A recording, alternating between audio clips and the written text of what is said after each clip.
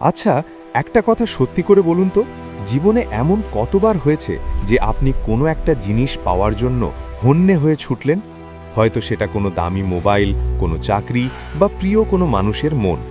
আপনি অনেক চেষ্টা করলেন, জান প্রাণ দিয়ে খাটলেন, কিন্তু শেষমেশ যখন সেটা পেলেন না, তখন মনকে সান্ত্বনা দিতে বলে দিলেন, ধুর, ওটা আসলে ভালোই না, ওটা আমার লাগতই না। আমাদের এই স্বভাবটা কিন্তু আজকের নয়, হাজার বছরের পুরনো। আজ আমরা এমনই এক বোকামি নাকি চালাকি, সেটা নিয়েই কথা বলবো। গল্পটা সেই ছোটবেলার the Fox and the grapes বা শিয়াল ও আঙুর ফলের গল্প, কিন্তু আজ আমরা সেটা দেখব একদম নতুনভাবে। তো চলুন শুরু করা যাক। কল্পনা করুন এক বিশাল গহীন জঙ্গল।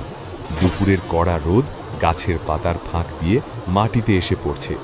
বনের পরিবেশটা আজ বড্ড শান্ত, কিন্তু আমাদের গল্পের নায়ক মিস্টার ফক্স বা শিয়াল মামার মনের অবস্থা মোটেই শান্ত নয়। বেচারার কপালটা আজ সত্যিই খুব খারাপ। সকাল থেকে পেটে এক দানা খাবারও জোটেনি।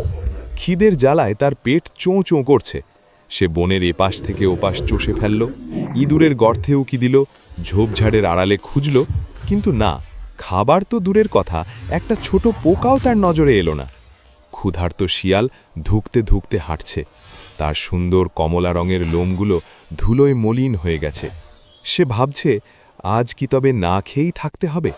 ক্লান্তি তাকে এতটাই গ্রাস করেছে যে পা ফেলার শক্তিটুকুও যেন আর অবশিষ্ট নেই।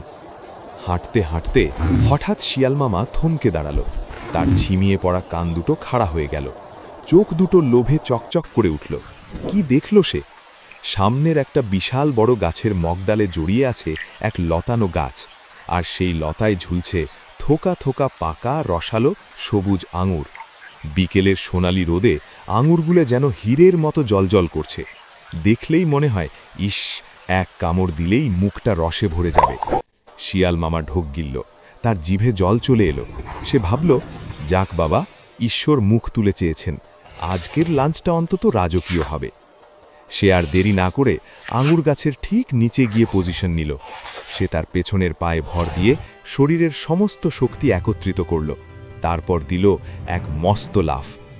স্লো মোশনে ভাবুন দৃশ্যটা। শিয়ালটি শূন্যে ভাসছে, তার থাবা বাড়িয়ে দিয়েছে আঙুরের দিকে, কিন্তু না, আঙুরগুলো ছিল তার নাগালের ঠিক একটু বাইরে। শিয়াল ধপাস করে মাটিতে পড়ল। শিয়াল ভাবল, আরে এটা তো জাস্ট ট্রায়াল ছিল।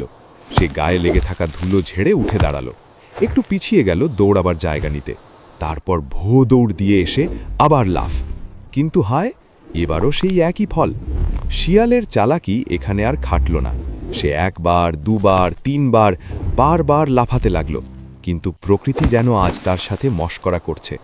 প্রতিবারই সে আঙুরের খুব কাছে গিয়েও ব্যর্থ হয়ে ফিরে আসছে। লাফাতে লাফাতে বেচারা শিয়াল একদম ঘেমে নিয়ে একাকার। তার জিভ বেরিয়ে এসেছে, নিঃশ্বাস নিতে কষ্ট হচ্ছে। সে অসহায়ের মতো ওই লোভনীয় আঙুরগুলোর দিকে তাকিয়ে রইল।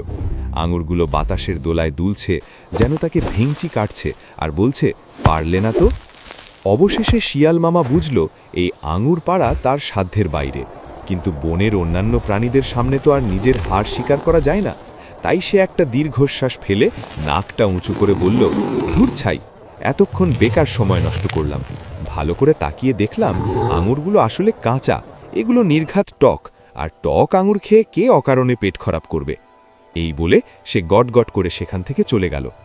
বন্ধুরা, আমাদের জীবনেও আমরা অনেক সময় নিজের ব্যর্থতা ঢাকতে এমন অজুহাত দিই। ভিডিওটি ভালো লাগলে লাইক দিন, আর এমন সব মজার এবং শিক্ষণীয় গল্প দেখতে গাইডিং গ্লো বাংলা চ্যানেলটি এক্ষুনি সাবস্ক্রাইব করুন। দেখা হবে পরের ভিডিওতে।